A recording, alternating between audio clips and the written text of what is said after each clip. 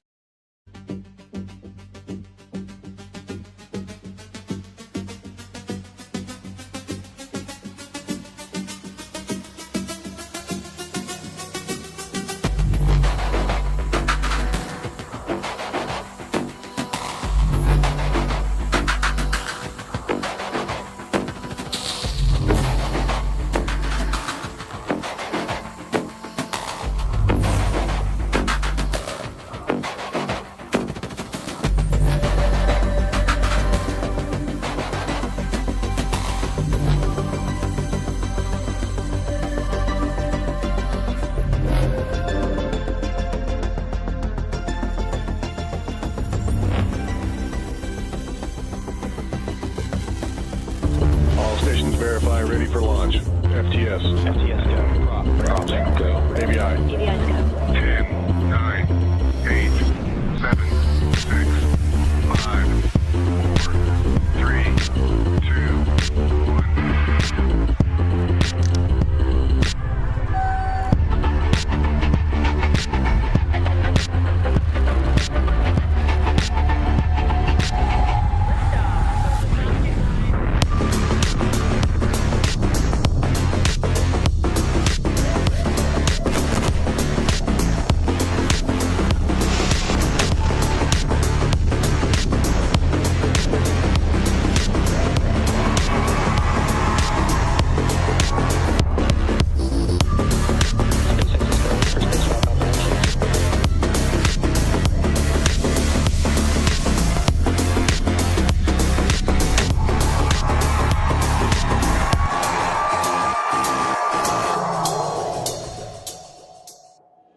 You are looking at a live view of Falcon 9.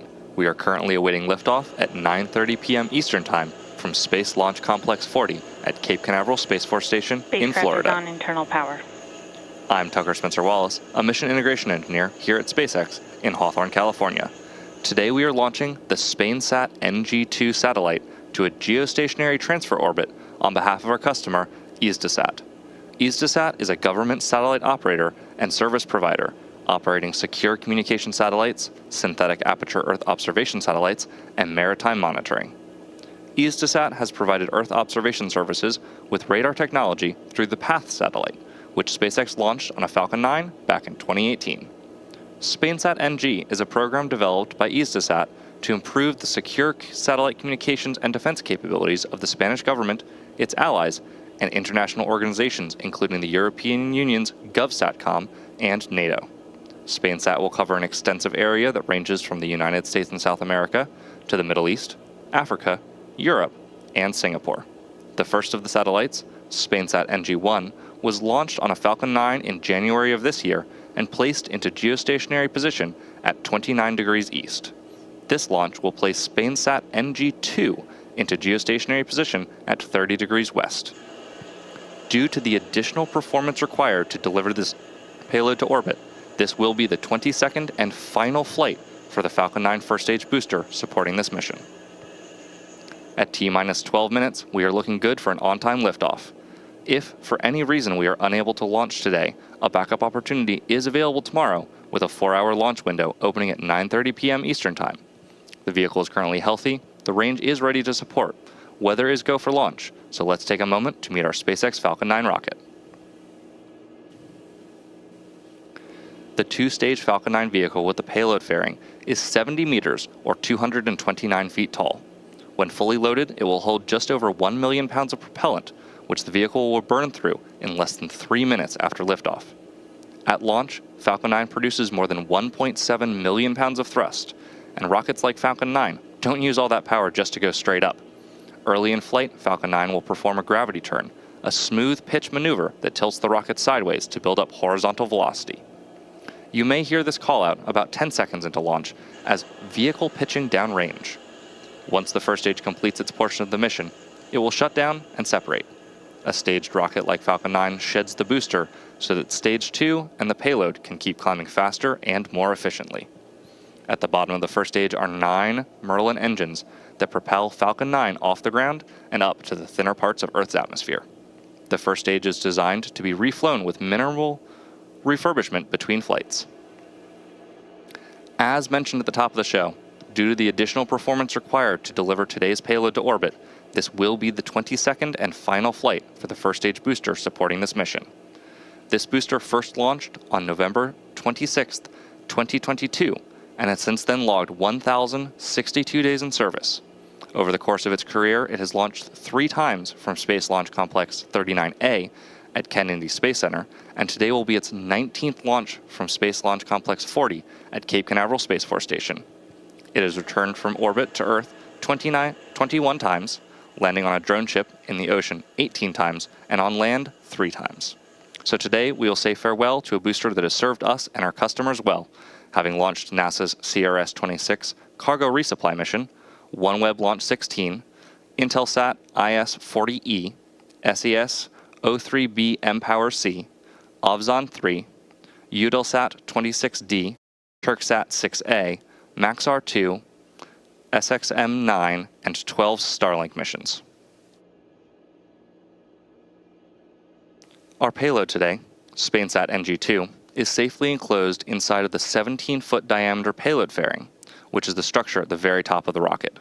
Made of a carbon composite material, the 2 sides of the fairing form a clamshell around the satellite to protect it during ascent. The fairing halves are then separated at about 3.5 minutes into flight, after which they will parachute back to Earth. If recovery goes to plan, the fairings will be pulled from the ocean and prepped to fly again. The fairing halves supporting today's mission are flight-proven, with one half flying for its 28th time and the other flying for its 16th time. Below the fairing, we have the second stage, which is the part of the rocket that will take the payload to space today. The second stage will ignite its single Merlin vacuum engine, or MVAC for short, about 2 minutes and 48 seconds into flight, and will then relight for a second time before we deploy the satellite. With its extended nozzle and optimized design, the MVAC drives maximum performance in the vacuum of space. While the countdown continues, let's find out more about the satellite that we're delivering to orbit today, SpainSat-NG 2. The SpainSat-NG program will provide a sovereign, secure communications capability for government missions, with 2 new generation satellites based on Airbus's Eurostar Neo platform, which is developed under the European Space Agency's partnership projects. The SpainSat-NG program is under the responsibility of Hisdesat. Hisdesat is an international service provider of X and military K1 for government and military applications. Our role in the program SpainSat-NG is to be the customer of the full program, including the space and ground segment, the launch, and the operation and exploitation of the satellite during 15 years lifetime. What's unique about the SpainSat-NG program is the PASIS 3 funding partnership model. PASIS 3 is a financial scheme to develop the most innovative elements of the SpainSat-NG payload with the support of the Center for Technological and Industrial Development, CBTI, in a framework of a private-public partnership between the European Space Agency and Hisdesat as an operator of the sat. The most innovative element of the payload is the X-band active antenna system, comprising both receive and transmit antennas. Something as complex as the DRA's antenna in X-band, an active antenna that can move the beams electronically and can configure the beam electronically without any movement, is what makes this satellite the most advanced one in Europe today. These active antennas are at the cutting edge of new technology, with beam hopping and geolocation capabilities enabling artificial intelligence, big data, and the Internet of Things on the ground. The antennas are being developed by Airbus, which is leading a consortium of 5 Spanish space companies.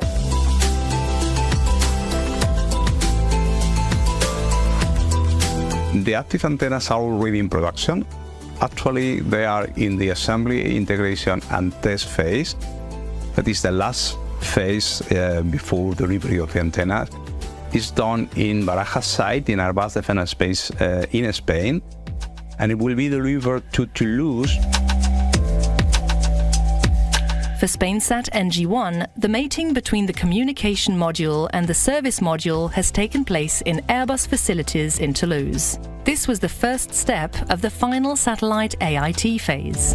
The SpainSat-NG program has been a very good example of institutional and industrial collaboration. In the industrial part, it has been a very good collaboration between the 2 main industries in Europe, being Airbus and Thales Aerospace, including all the Spanish industries in this important program. Airbus works to safeguard Europe's citizens and strategic autonomy. Through SpainSat-NG, it will provide secure, resilient, and flexible communications for those who keep us safe.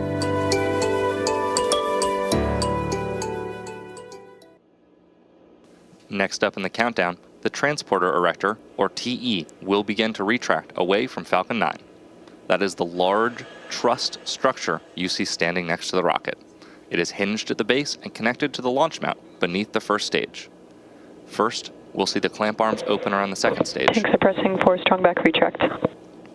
And that's a good indication that we are on track for an on-time liftoff as the transporter erector prepares to retract. Like I said, first we'll see the clamp arms open around the second stage, and then the TE will begin to pivot back, slowly swinging away from the rocket. It'll reach full recline by T-minus 3 minutes and 40 seconds. You may also hear the TE called the strongback, the same structure. Strongback retract has started. Different name. And as you heard there, strongback retract has begun, so watch for those arms to start to open. The TE does roll the Falcon 9 out to the pad. It also raises it vertical and stays connected through the final seconds to launch. It provides fuel, power, telemetry, and command connections between ground systems and the rocket. We're just about to see those clamp arms start to open around the second stage of the vehicle. Those clamps help to stabilize the second stage during propellant loading, and are also there to prevent movement in high winds. Once they're open, the rocket will be fully free at the top. And there you can see on your screen, those clamp arms have fully opened.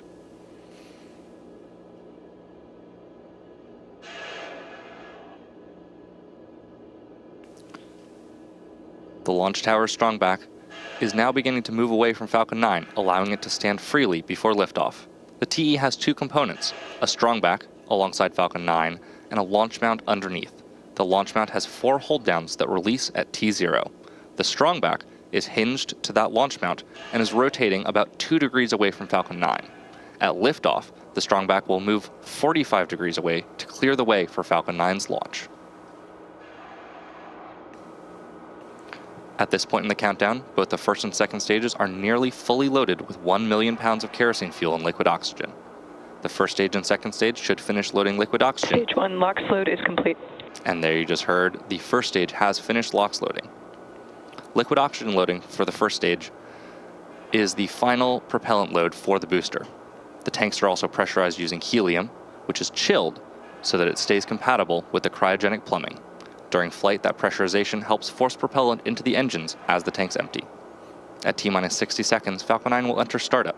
At that point, the rocket's onboard flight computers will take over, and from there on out, the countdown will be fully autonomous. Just inside of T-minus 2 seconds, the 9 Merlin 1D engines will ignite, and once they're at full power, Falcon 9 will lift off the pad and begin its climb to orbit. After that engine start, the Falcon vehicles are held down until all vehicle systems are verified as functioning normally before we release for liftoff.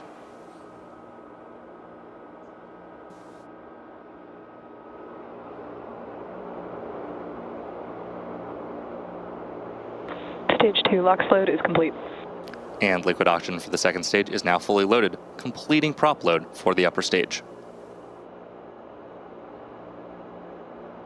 You can see white condensation clouds starting to vent from the rocket. As the liquid oxygen warms slightly inside the tanks, some of it will boil off, and that gas is vented to manage pressure.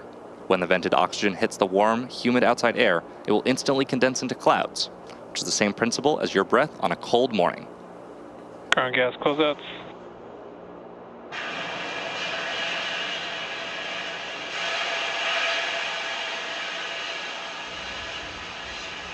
Standing by now for confirmation that Falcon 9 is in startup at the T-minus 1 minute mark.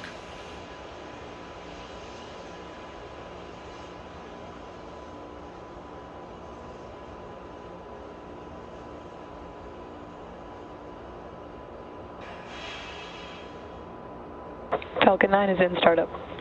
As you just heard, the autonomous flight computers have taken over the launch countdown, and stages 1 and 2 are pressurizing for launch.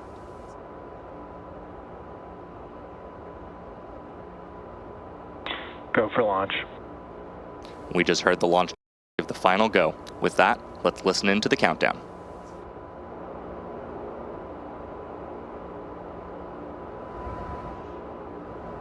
T-minus 30 seconds.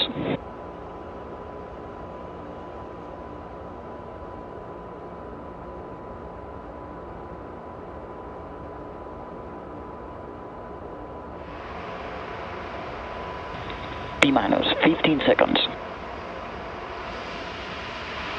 T-minus 10, 9, 8, 7, 6, 5, 4, 3, 2, 1. Ignition. And liftoff. Go Falcon, go SpainSat-NG 2. Vehicles pitching downrange.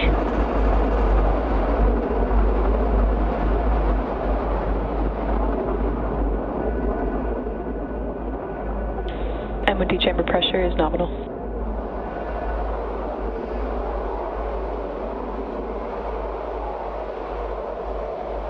As you can see, Falcon 9 has lifted off from Space Launch Complex 40 at Cape Canaveral Space Force Station in Florida. The Falcon flight computer will now begin throttling down engines in preparation for max Q, or maximum aerodynamic pressure. Power and telemetry nominal. Good call out there for a nominal state of the vehicle. Vehicle is supersonic.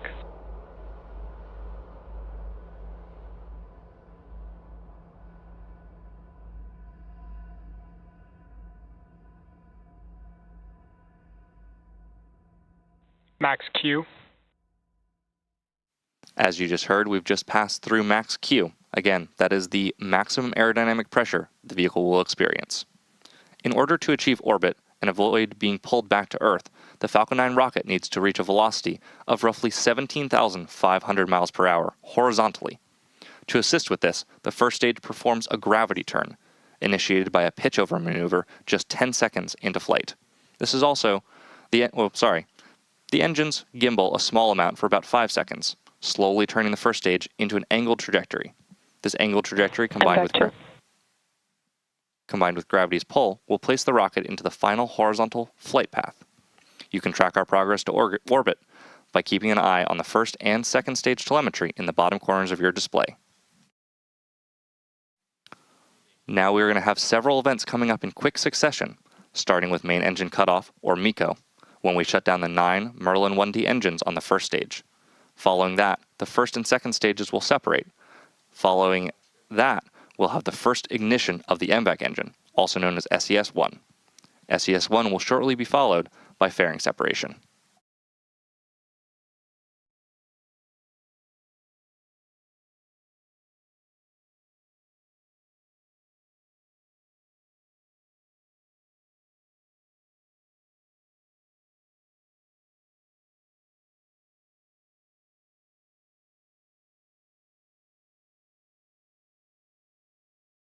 Stage separation confirmed. Main engine cutoff.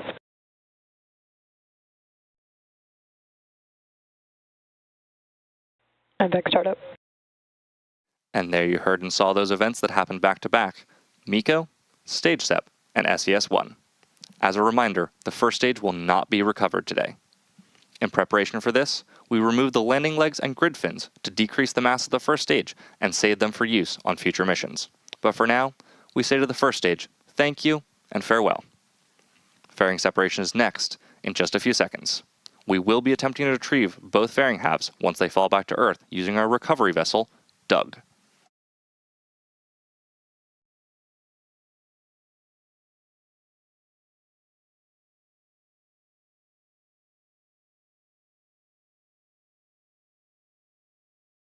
Fairing separation confirmed. And as you just heard, fairing separation has been confirmed. These fairings will orient themselves with gas thrusters for entry into the atmosphere. As they near the ocean, each fairing half, we use a gas-powered deployer to release a parachute. The fairing computer will send commands that steer the fairing to the ocean landing, where Doug will attempt to recover them.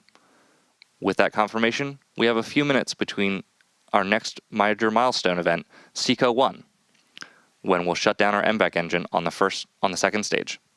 We're going to take a short break, and we'll be back in about T+7 minutes.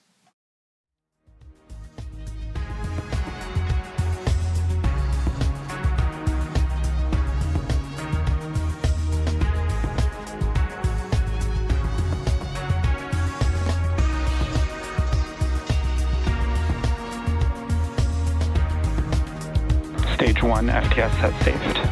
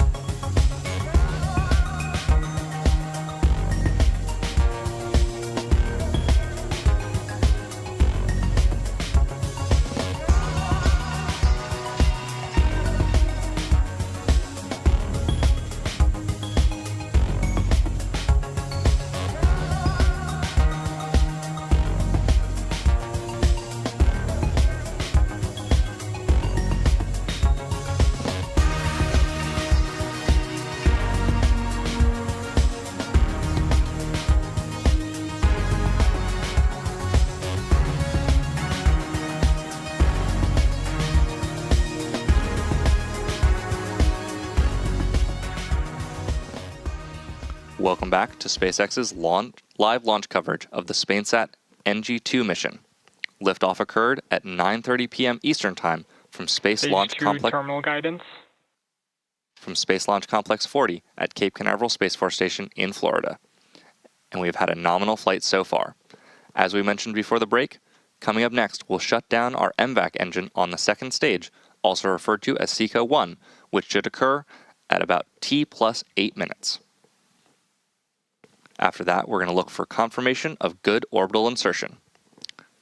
The MVAC engine is optimized to operate in space, producing... Stage 2 FTS has safed. There you just heard that our Stage 2 FTS has safed. As I was saying, the MVAC engine is optimized to operate in space, producing 220,550 pounds of thrust in vacuum, and is designed to be stopped and restarted multiple times. MVAC shutdown. And there you heard the call out for second engine cutoff, or SECO-2, as MVAC shutdown. We're now awaiting confirmation of nominal orbital insertion. Nominal orbit insertion. And we have confirmation of nominal orbital insertion. The second stage is now embarking on its coast phase. After the coast phase, we will light that MVAC engine for a second time, just before the T plus 27 minute mark. And that will be followed by payload deploy around the T plus 34 minute mark. We'll see you back here at about T plus 25 minutes.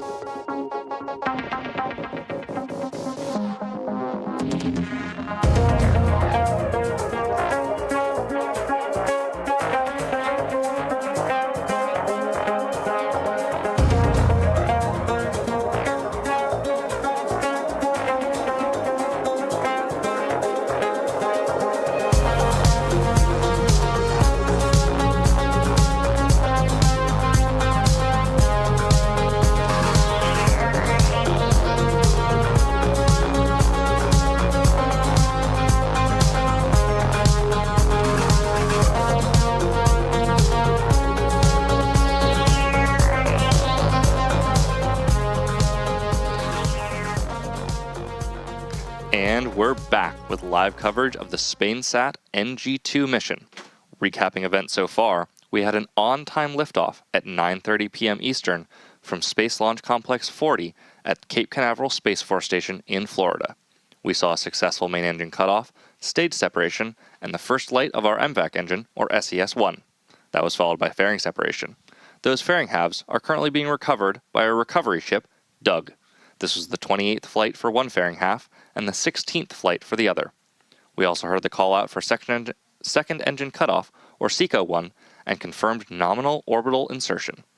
We are now moments away from lighting the MVAC engine for a second time to propel the stack into geostationary transfer orbit. Now let's wait for those callouts.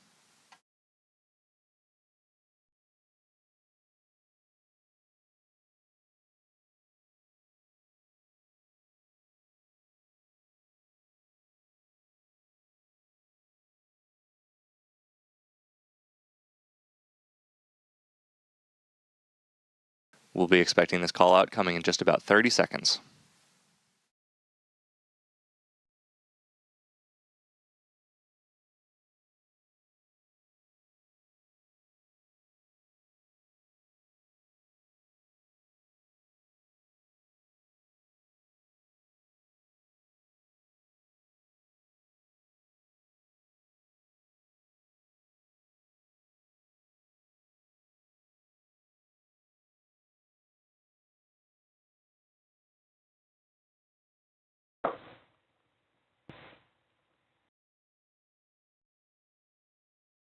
MVAC startup. And as you just heard, our Merlin engineering team has confirmed that we have power on the second stage engine. This burn will last approximately 67 seconds, typical for a geostationary transfer mission. If you watch the speed gauge on your screen, you'll see us adding over 2,500 meters per second to the velocity of the second stage and the SpainSat-NG payload. Maximum acceleration during this burn will reach 4.8 Gs as the remaining propellant is burned off. Stay tuned for second engine cutoff, or SECO-2.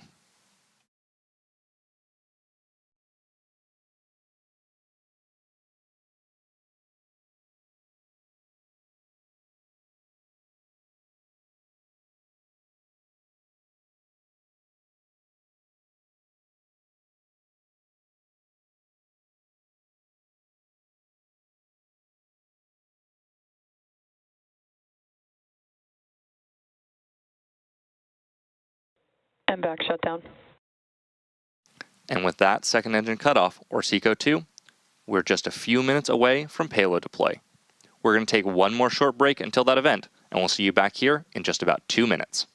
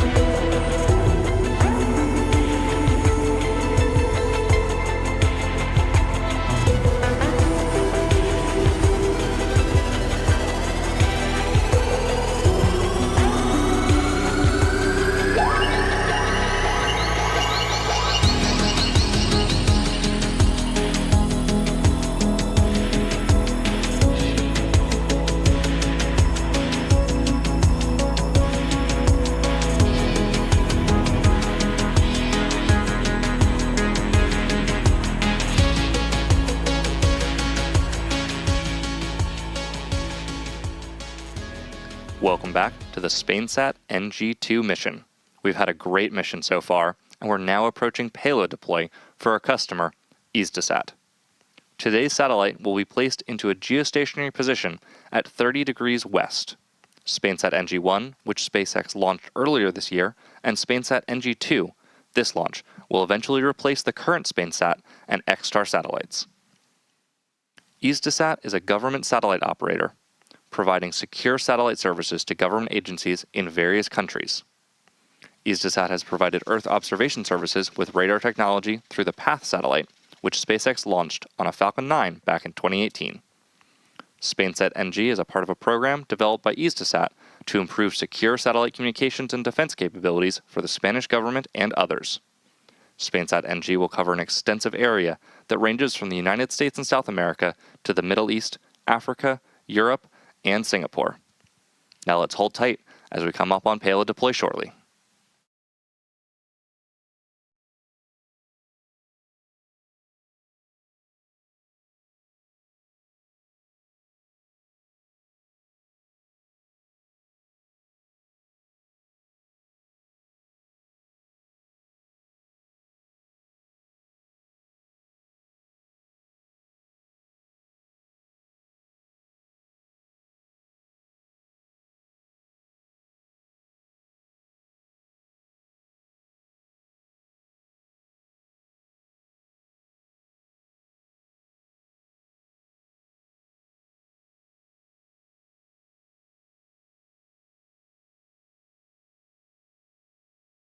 If you're just joining us now, we are currently awaiting the payload deploy of the SpainSat-NG satellite into geostationary transfer orbit.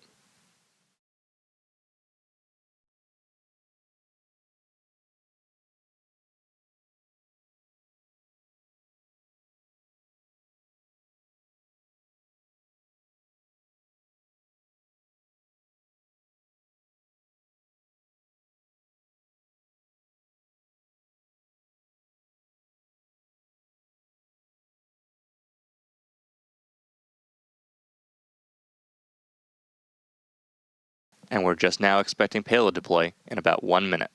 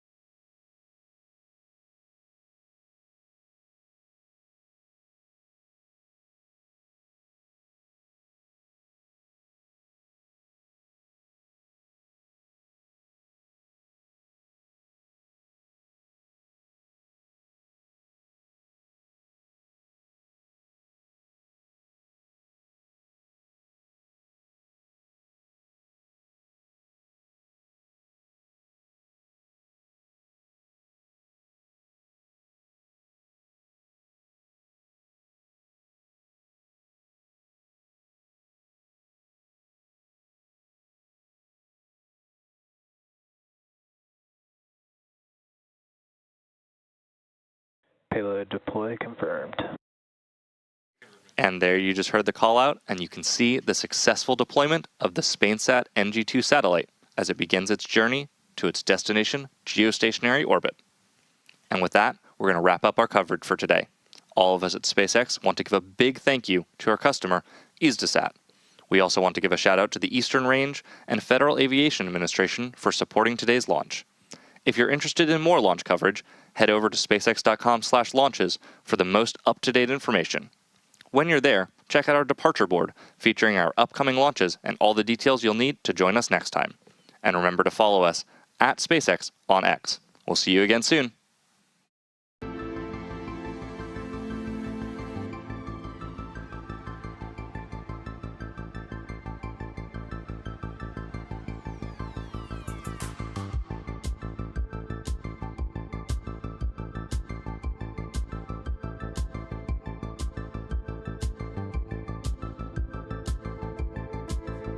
Oh, that's beautiful!